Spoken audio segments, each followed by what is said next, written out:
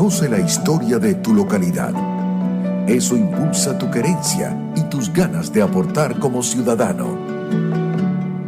Y como es jueves, siempre los jueves iniciamos siempre que puede nuestro amigo Otoniel Martínez y nosotros le agradecemos, bueno, siempre hace todo el esfuerzo que comparta este espacio con nosotros en el que conocemos mucho del tema histórico porque él es docente universitario dando la materia tanto de historia como de geografía, tiene 20 años en eso, más de 20 años en eso, es docente actualmente certificado por la World Climate Foundation como educador global, representante de Venezuela ante el Consejo de Honor de la Organización Mundial de Scouts Independientes, docente encargado del modelo de las Naciones Unidas en el Colegio Ítalo-Venezolano Ángelo de Marta, en el Manglar, en el Eduardo Blanco, además especialista en Derecho Administrativo y Laboral, gran amigo. Siempre oportuno tenerlo para conocer un poco más de nuestra historia y hoy resulta que es el Día Internacional de las Catedrales y es demasiado interesante. Recientemente hablamos de la Catedral de Barcelona y estoy segura que hoy nos dará una vuelta interesantísima. ¿Cómo estás, Otoniel? Bienvenido. Vamos a invitar a nuestros amigos a que te sigan en las redes sociales, en Instagram, @OtoMartinez67 y el X o Twitter, @Rudy Otoniel, Rudy con Y. Ahora sí, ¿cómo estás, Otto? Bien, excelente.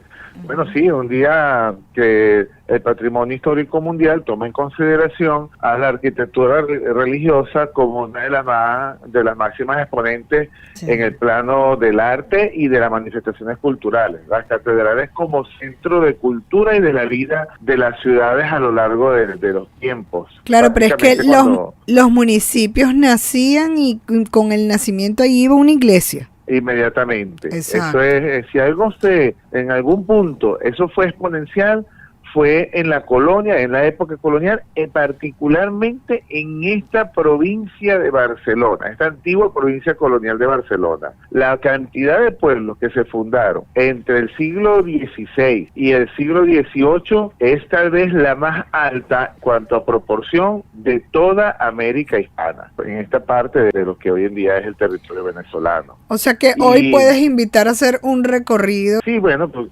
básicamente lo que es el plano de iglesias, ¿no? Porque la catedral primada es nuestra catedral de Barcelona, de la que ya hemos hablado en otras ocasiones. Sin embargo, hay templos votivos mucho más antiguos, por ejemplo, la iglesia de Caiguas, que data de 1667, que hizo casi 100 años antes que la catedral de Barcelona. La mayoría eran iglesias, quizás una muy majestuosa, tal vez, y por el tipo de planta y el nivel de construcción, y porque fue con autorización especial de la diócesis de Puerto Rico, fue la iglesia San Antonio de Padua de Clarines, cuyos planos todos fueron aprobados en Puerto Rico para ser realizada allí como se realizó y con las características que sostiene hasta el día de hoy. En Anzoátegui, en toda su configuración de la época colonial, hay una interesante historia, María Alejandra, que tiene que ver con el desarrollo de cada pueblo. Cada ciudad, cada pueblo, su vida, su centro de discusión, su centro donde se tomaban decisiones, era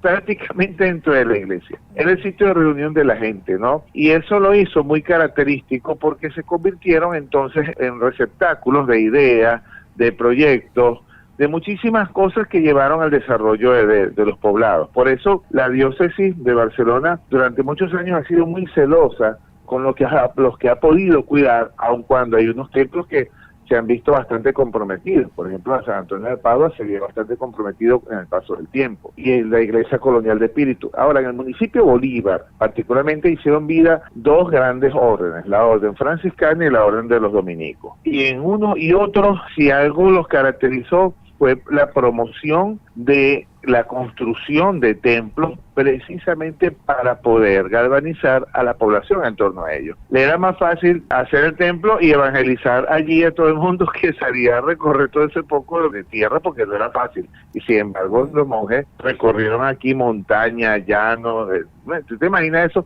Con esos sayos franciscanos recorriendo aquí estas tierras tan calientes, era bastante complicado, ¿no? Sí. Con esos climas tan duros y tan hostiles. Ahora, la edificación como tal tiene su historia. Hay unas que tienen también tesoros artísticos sumamente valiosos. La colección de piezas, de tallas que hay en Clarines y Espíritu es única. Son piezas únicas, no tienen réplica en otro lugar. Son piezas únicas de la talla de la imaginería americana hispana. Son piezas oye, que tienen un valor importantísimo para los maestros que la hicieron, la misma construcción, el mismo estilo arquitectónico, la orfebrería con la que se levantaron los altares. Ahí hay un espíritu de superación, María Alejandra, que yo no me canso de decirlo.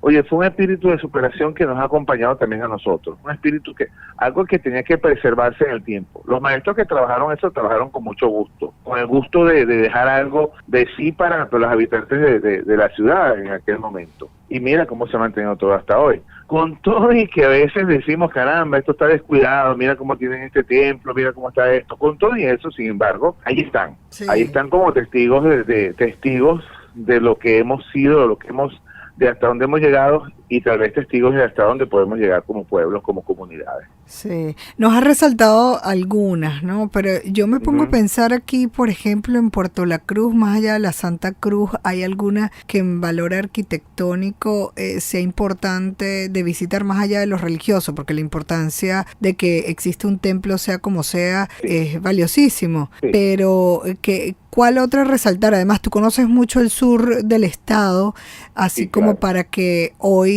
podamos resaltar eso, sí, porque justamente una de los objetivos de resaltar este día es, más allá de la importancia de la religión, pues es el valorar nuestro patrimonio, de todas estas reservas de las cuales estás conversando, el tema arquitectónico.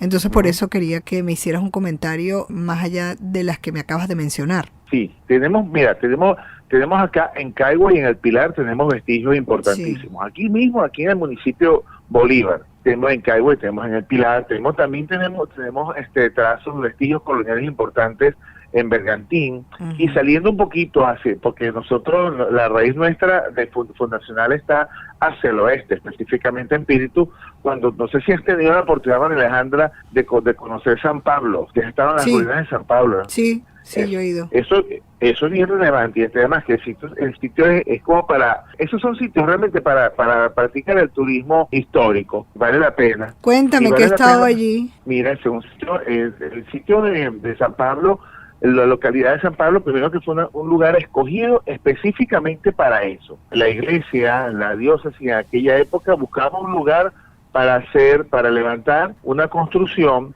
que sirviera como centro piloto para la evangelización de estas zonas ya para acá, hacia Comaná. Y hoy son ruinas. Hoy son ruinas. Claro que esos son conventos que ya, digamos, como que se cumplió una misión, pero que tampoco fueron cuidados, porque fueron con materiales muy sencillos, ¿no? Sí.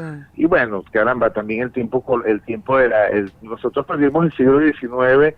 Nuestro país perdió el siglo XIX, si bien es cierto, en la primera parte del siglo XIX se construyó la nacionalidad, no es menos cierto que las guerras fratricidas que hubo en Venezuela a lo largo del siglo XIX fueron completamente destructivas y se perdió la oportunidad de construir y de sembrar un poco lo que ha sido la identidad a través de las manifestaciones culturales y históricas. Eso es lo que estamos tratando de hacer hoy en día, María Alejandra. Estos espacios, estos momentos de hablar, de conversar, invitar a las personas a que recorran el Estado, a que recorran los lugares emblemáticos del Estado, a que se interesen por la historia, por lo nuestro.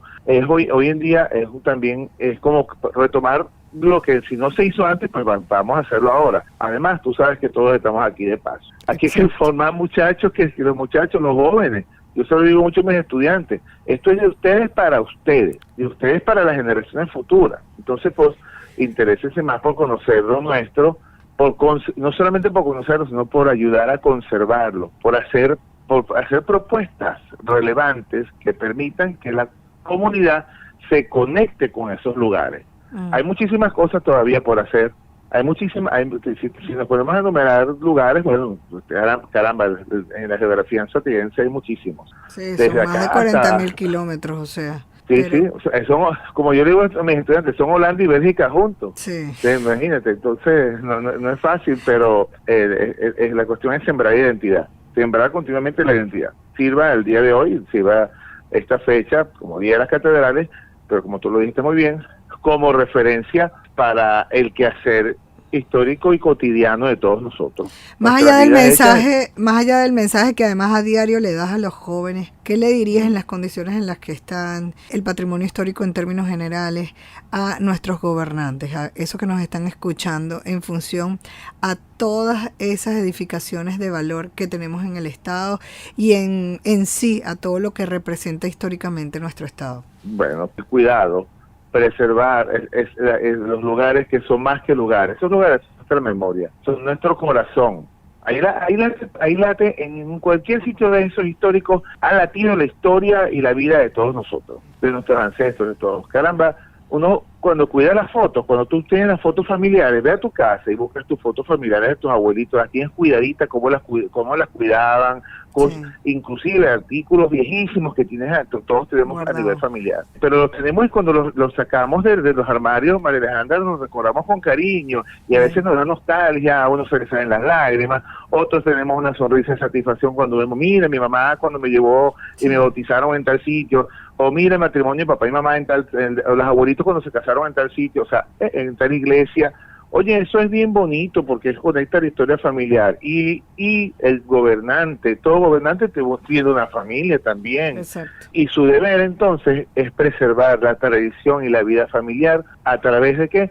Ayudando a conservar y a cuidar todo eso que constituye la base de nuestra historia. Eso que particularmente está por allí, porque no veo otra forma de conectarse sino con la historia familiar. Así es. Bueno, muchísimas gracias como siempre, Otoniel. Es grato siempre tenerte todos los jueves. Lo pueden escuchar y aprender un poco más de historia, geografía, de ese arraigo que todos debemos tener. Muchísimas gracias, Otto. Gracias a ti, María Alejandra. Despedimos desde la Gerencia General Juana Bellorín, Armando López y Luis Pérez desde la edición y grabación, Luis Rodríguez desde el control técnico en la coordinación de producción general del circuito Unión Radio, Jesús Salazar desde la jefatura de producción de Unión Radio 93.7 FM se despide Alexandra Gamboa. Jessica Molina lo hace desde la producción general del programa, desde la redacción de mundour.com en Anzoátegui, Saraí Portillo. La suscrita se despide desde el micrófono María Alejandra Malaver Bellorín, certificado de locución 36.581 y de productor nacional independiente 6.264.